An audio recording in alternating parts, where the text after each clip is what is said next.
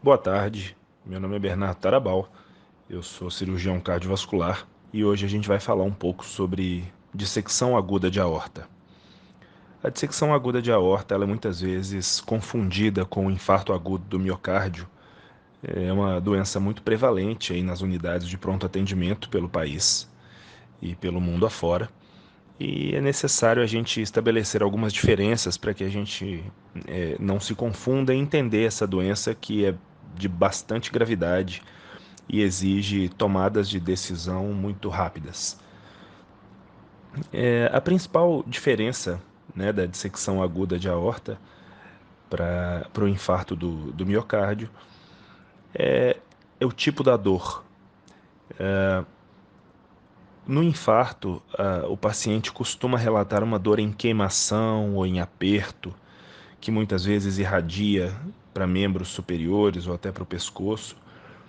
E já na dissecção, essa dor ela é muito mais intensa e é uma dor que os livros descrevem como uma dor lancinante. O paciente muitas vezes relata que parece que tomou uma facada no peito. É uma dor, na imensa maioria das vezes, retroesternal, muitas vezes irradiando para a região interescapular, né, nas costas.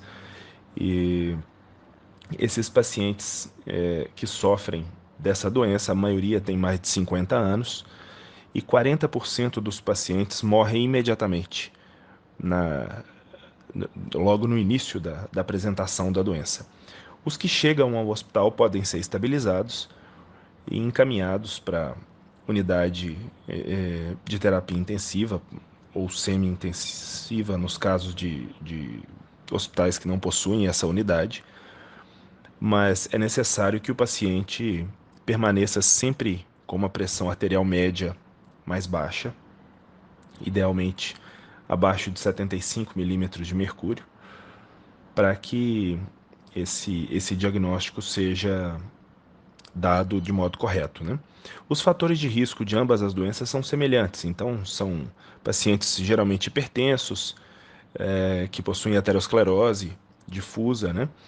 São pacientes muitas vezes tabagistas, mas nós temos outros fatores de risco também, como trauma, né, como acidente de carro, queda de altura, aneurisma de aorta, válvula aórtica bicúspide, gestação e outros menos comuns, como doença renal policística, feocromocitoma. O diagnóstico da dissecção de aorta, ele é predominantemente angiotomográfico. Pode-se realizar raio-x de tórax ou a ecocardiograma, mas o exame que tem maior sensibilidade e especificidade, próximo a 100%, é a angiotomografia, né, portanto contrastada, da aorta torácica e abdominal. Esse exame, essa diferenciação com o infarto agudo é muito importante, porque na dissecção de aorta, se nós entrarmos com anticoagulante e antiagregação plaquetária, nós vamos piorar o quadro, não é? Então, essa diferença precisa ser bastante evidente, né? Uma vez diagnosticada a dissecção, que pode ser do tipo A ou do tipo B, não é? A do tipo A envolve a aorta ascendente, a do tipo B de Stanford não envolve a aorta ascendente, só envolve a descendente, né? Então, uma vez diagnosticado essa doença, o tratamento do tipo A, da dissecção do tipo A, é emergente, né? O tratamento entra como emergência, não como urgência, ele tem que ser encaminhado imediatamente ao centro cirúrgico, e o cirurgião cardiovascular precisa ser comunicado e ir imediatamente à unidade. Se o paciente estiver em uma unidade que não possui o recurso adequado para tratamento dessa doença, ele tem que ser encaminhado imediatamente para uma unidade que suporte e realizada a cirurgia aberta, né? A dissecção do tipo B, a mortalidade dela é muito menor, né? Até 80% dos pacientes sobrevivem à fase aguda e subaguda da dissecção do tipo B, e o tratamento é predominantemente endovascular, ao contrário do tipo A, que é predominantemente aberto.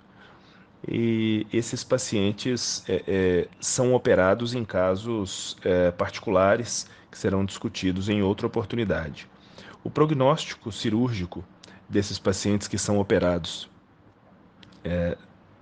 de modo aberto, não endovascular, né, para correção de dissecção de aorta do tipo A, em 30 dias, em alguns centros, a mortalidade é de 10 a 20%.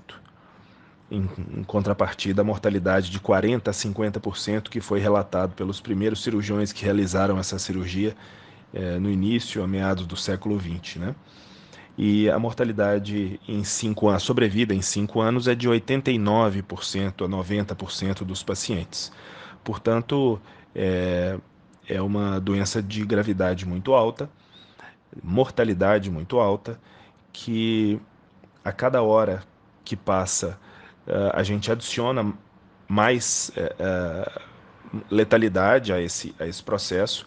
Então, para todos que lidam com pacientes cardiológicos e em pronto atendimentos por todo o Brasil, é preciso a gente ficar sempre atento para a gente diagnosticar essa doença a tempo e encaminhar para um centro de referência o quanto antes, para que esse paciente possa ser submetido ao tratamento adequado. Muito obrigado e eu estou sempre à disposição.